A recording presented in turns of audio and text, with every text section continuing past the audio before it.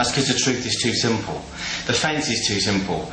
When I show the fence on seminars, people are scratching their head and saying, when are we going to do the exciting stuff? And I can do that all day long. I've got 27 tapes out on different techniques, but it's support system. And that is important, but this is not as important as this.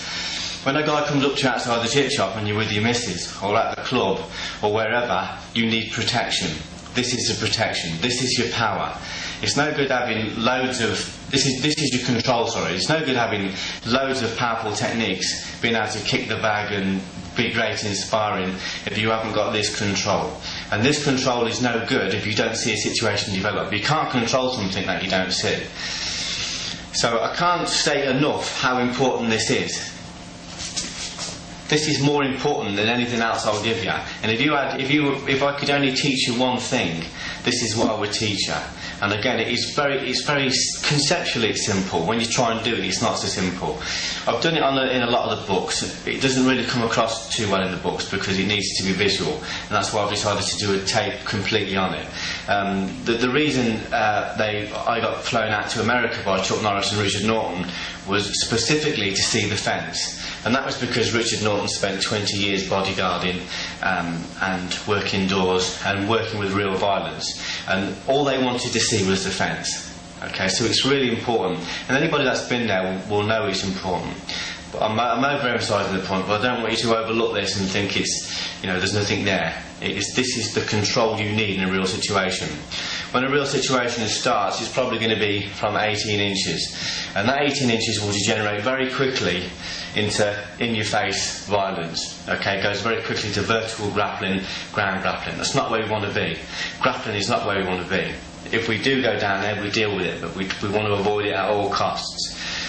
Several people I know have been killed on the floor, had their heads kicked off or been stabbed when they've been grappling, and they're tearing the bloke a new arse, but it doesn't stop his mates kicking your head in, who suddenly appear from the bar or suddenly appear out of the hedge. Two of my friends got stabbed by women when they were fighting with men on the floor. So we don't really want to be down there unless we have to. So what I'm going to do with this fence is I'm going to control the gap between me and the person in front of me. Okay, to stop it degenerating to vertical grappling, because I don't want to be there. And again, just to reiterate, you can't use the fence if you're not switched on, if you're not switched on to the environment. Again, if I'm walking down the street, I want to be in code yellow, and code yellow is an awareness state.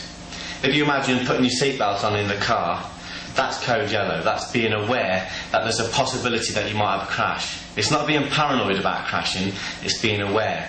This is exactly the same. The fence is an environmental seatbelt. The awareness is an environmental seatbelt.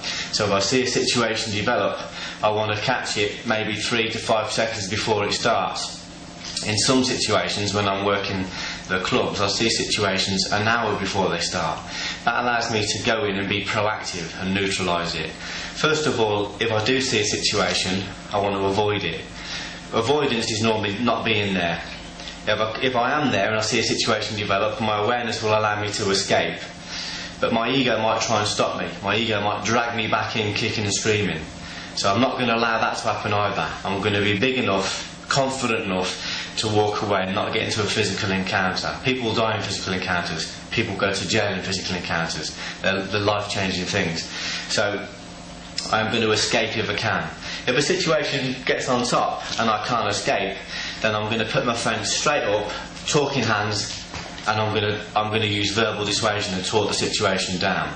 As a skilled person in the street, as an experienced person in the street, without wanting to sound pretentious, I will also try loopholing techniques and posturing. Loopholing is when you give people an honourable alternative to fighting, whatever that might be. And posturing is when you switch on and psych them out, which we'll look at that later. But if you're not sure, just put a fence up and control the range. We're going to go into that in detail now in this tape and try and cover all the different kinds of fences, how to trigger off the fence, brain engagement, and some of the fences used by some of my friends when I worked on the door, about 5 or 6 different variations. So you can look at the different ways of using the fence and tailor it for yourself. Because what I don't want to do is get people to be cloned and doing like a Geoff Thompson fence. Because we're all very different. Your fence should be different from mine. My fence will be different from Justin's, his will be different from Jed's. Okay, so we've got to tailor it to fit us. We shouldn't all look the same. We should all look a little bit different because we are. So I hope you enjoyed the tape. But if you could please remember, always avoid, escape, talk down, loophole if you can, posh you can. Don't be physical unless you really have to be physical, because it really isn't the answer. If you have to be physical, be first and be ferocious. Take them off the planet. But if you can avoid it, then you really must. What I'll do then, I'll bring Justin in. We'll start working on the fence, practically. Okay. What I'm doing, as soon as the situation develops, as soon as it comes in, I'm putting my fence up straight away. Lead hand, controlling, reverse hand for attack. Okay. I can work this way. I can work this way. I can work this way if I'm in close. I can work this way. The important thing is that I'm controlling this gap. That's the most important thing. This gap needs to be controlled. Okay. At the same time, my left hand is controlling his right hand, so he's got no thoroughfare for this. My right hand's controlling his left hand, so there's no thoroughfare for that. So what I'm doing is what Rick Young would call proactive trapping. I'm trapping before he moves. So I'm not giving him a chance to attack. I might even be tactile if I'm talking, depending on the circumstances. But what I'm doing all the time is I'm keeping this gap closed. I'm controlling this attacking arm, so there's no thoroughfare. This attacking arm, I'm controlling his forward movement. He can't move forward and headbutt me or knee me. He can't kick me, because as soon as he moves I'll just lock this off. Although it looks very empty, it's very solid and very full. Okay? It's what we call putting a fence around your factory. If you want to stop burglars getting into your factory, put a big fuck off fence around it. It won't stop them forever, but it will make them think. And they're most likely to go to a factory where there's no fence, because it's easy to get round. So this is the fence around my factory. Now, even with people I teach this to, I watch them in situations, in real situations, when I watch them working the doors or in violent situations that are developing. And even with some of the people I train, they still tend to be very much here, and then here, and then here, and then here. Or even sometimes allow themselves to get into a staring match like this, which is not what we want. A fence needs to be permanent. There needs to be some permanent fence all the time, either one hand or the other. Okay, what I tend to do is move my hands around a little bit and control. Okay, rather than just up and down, which means this, you can actually close the gap. Which I don't want that at all, and I definitely don't want to get pulled into a staring match.